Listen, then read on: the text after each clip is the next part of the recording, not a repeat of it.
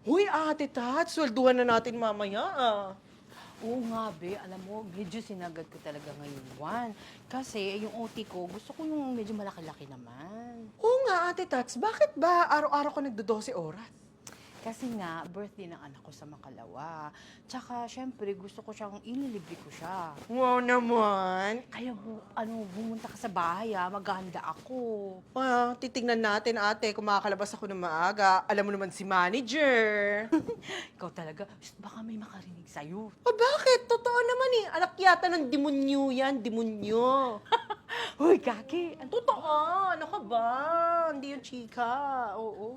Sige na nga. Sir! Oh, sahod mo. Salamat, sir.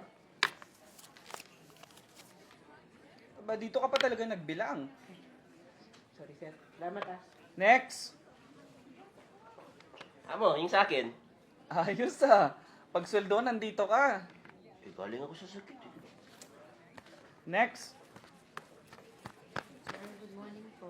Good morning, sahod mo. Next! Hi, sir. Oh, sahod mo.